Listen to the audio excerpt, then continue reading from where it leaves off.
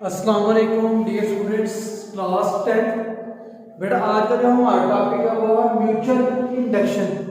बहुत ही easy topic है और लॉन्ग क्वेश्चन है पेपर के पॉइंट ऑफ व्यू से। तो आपने मैंने इसे ध्यान से समझना है और पढ़ना है ताकि किसी भी किस्म की कोई कंफ्यूजन वो हमारे दिमाग में ना रहे। बेटा पेज नंबर आपका 130 है एंड 131। ये एक ऐसा फिनोमेना होता है बेटा, इसमें दो कॉइल इस्तेमाल हो रही हैं एट अ टाइम। एक टाइम में दो कॉइल इस्तेमाल होती हैं। एक कॉइल को हम बैटरी के साथ जोड़ देते हैं और दूसरी कॉइल को हम गैल्वेनोमीटर के साथ जोड़ देते हैं। एक कॉइल में हम क्या करते हैं, करंट चेंज करते हैं और उसकी वजह से दूसरी कॉइल में करंट प्रोड्यूस हो जाता है, इंड्यूस हो जाता है। ऐसा फिनोमेना म्यूचुअल इंडक्शन की डेफिनेशन में कर दूं, ऐसा फिनोमेना जिसकी वजह से जिसमें एक कॉइल में करंट चेंज करने की वजह से दूसरी कॉइल में करंट इंड्यूस हो जाए, उसको हम कहते हैं म्यूचुअल इंडक्शन। मींस आपने एक कॉइल में करंट चेंज करना है, दूसरी कॉइल को आपने इसके साथ कनेक्ट नहीं करना, जोड़ना नहीं, उसको साथ रखना है थोड़े से फासले पर। आप देखेंगे कि जो दूसरी कॉइल आपने बैटरी के बगैर लगाई हुई है, गैल्वेनोमीटर के साथ लगाई है, उसमें भी करंट प्रोड्यूस हो जाएगा और वो करंट हमें गैल्वेनोमीटर बताएगा। तो आइए इसकी डायग्राम बना लेते हैं। लेट्स सपोज मेरे पास एक अब कॉइल है, ठीक है, ये मैंने एक कॉइल ले ली, इसका एक एंड ये है, इसको मैंने बेटा बैटरी के साथ अटैच कर दिया। ये मेरे पास बैटरी के साथ मैंने क्या कर दिया, अटैच कर दिया। दूसरी बेटा मैंने कॉइल ले ली है ऐसे,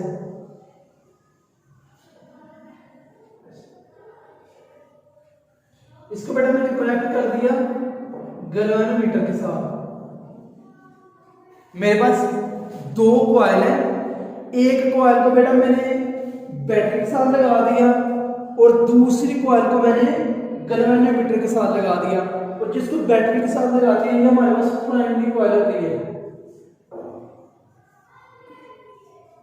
प्राइमरी कॉइल, और जिसको गैल्वेनोमीटर के साथ जोड़ देते हैं ये सेकेंडरी कॉइल होती है।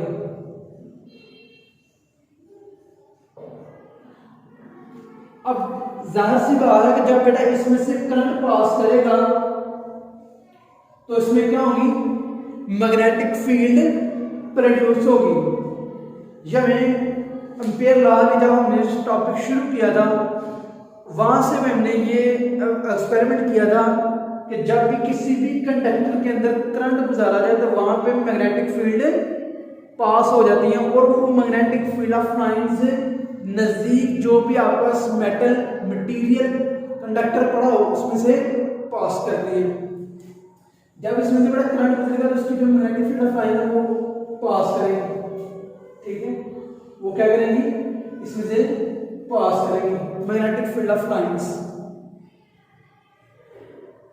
अब जब मैग्नेटिक फील्ड ऑफ लाइन, इसकी जो मैग्नेटिक फील्ड ऑफ लाइन है वो इस कॉइल में से पास करेंगी, तो लास्ट टॉपिक बेटा हम पढ़ के आए हैं इलेक्ट्रोमैग्नेटिक इंडक्शन, जिसमें फैराडे लॉ, जोसेफ हेनरी, ये साइंटिस्ट उन्होंने कहा था कि जब भी किसी कॉइल के अंदर, जब भी किसी कंडक्टर के अंदर magnetic field of lines pass करें या चेंज हो तो वहां पे करंट प्रोड्यूस हो जाता है। यहां पे ये बात है कि जब किसी को करंट दे, किसी भी कॉइल में से करंट गुजारे तो उस करंट की वजह से वहां से इलेक्ट्रिक फील्ड, मैग्नेटिक फील्ड पैदा हो जाता है। इलेक्ट्रिक फील्ड में मैग्नेटिक फील्ड भी पैदा हो जाता है। जब वो मैग्नेटिक फील्ड ऑफ लाइन किसी कॉइल में से पास करे, किसी कॉइल से जब electric magnetic field of line बेटा पास करें तो उस मैग्नेटिक फील्ड की वजह से वहां पे करंट पैदा हो जाता है और वो जो करंट होता है वो इसकी जो सुई होती है वो डिफ्लेक्शन जो करती है, इस तरफ आ जाएगी, यहाँ इस तरफ चली जाएगी। मींस इसकी डिफ्लेक्शन शो होगी इसमें करंट आया या नहीं आया।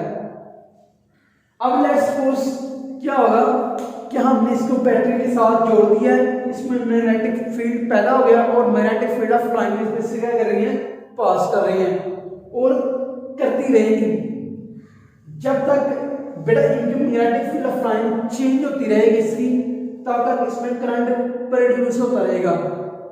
जब इसकी जो मैग्नेटिक फील्ड ऑफ लाइंस है वो कांस्टेंट हो जाएगी, एक जैसी हो जाएगी, मैक्सिमम स्पीड तक पहुंच जाएंगी, तो फिर वहां यहाँ पे करंट प्रोड्यूस नहीं होगा। मैंने लास्ट टाइम भी आपको ये बात बताई थी, जब magnetic field of lines constant हो जाएगी तो फिर कभी भी करंट प्रोड्यूस नहीं होता। करंट तब तक प्रोड्यूस होता है जब तक magnetic field of line change होती रहेगी। डे लाइफ एग्जांपल मेरे माइंड में ये, जब आप फैन को ऑन करते हैं, जो फैन हमारा छत वाला या फर्श वाला होता है उसको ऑन करते हैं तो क्या होता है, उसकी स्पीड पहले 0 होती है, फिर 1 2 3 4 5 6 जहां तक उसकी स्पीड कैपेसिटी होती है वो मैक्सिमम स्पीड तक जाता है।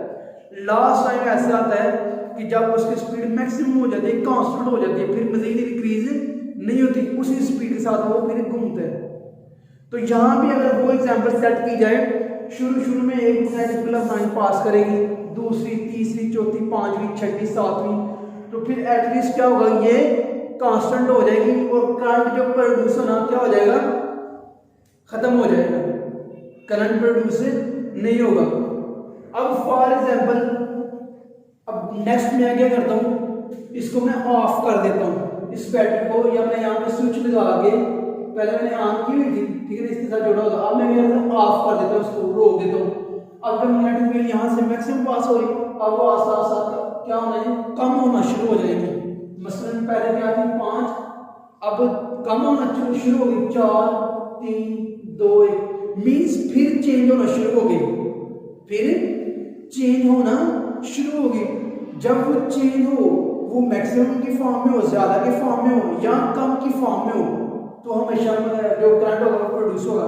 मे बी जब आपने बैटरी स्विच लगाया होगा, जो आपकी सुई की डिफ्लेक्शन थी वो इस तरफ थी, इस तरफ थी, ठीक है, लेकिन जब आपने स्विच को ऑफ किया होगा तो मे बी आप डिफ्लेक्शन जो होगी वो इस तरफ होगी, क्योंकि अपोजिट डायरेक्शन में भागी, अब चीज कम हो रही है। तो बेटा ये याद रखना है, म्यूचुअल इंडक्शन एक ऐसा फिनोमेना है जिसमें एक कॉइल जिसके साथ बैटरी अटैच है, उसकी वजह से हम दूसरी कॉइल में करंट प्रोड्यूस करवा सकते हैं। और ये फिनोमेना जो म्यूचुअल इंडक्शन की डेली लाइफ में ट्रांसफार्मर में इस्तेमाल किया जाता है, वो भी इंशाल्लाह हम नेक्स्ट लेक्चर में टॉपिक क्लियर करेंगे वो भी। तो इसमें आपने ये चीज याद रखनी है कि एक बैटरी की magnetic field of line change करने की वजह से करंट प्रोड्यूस होता है, जब कांस्टेंट हो जाए फिर प्रोड्यूस नहीं होता। तो सिंपल इसकी डेफिनेशन हम ये इसी से कर सकते हैं कि when have for example let's suppose we have a two coil, primary coil and secondary coil. When we change magnetic field of lines of primary coil, then the current induced in the secondary coil.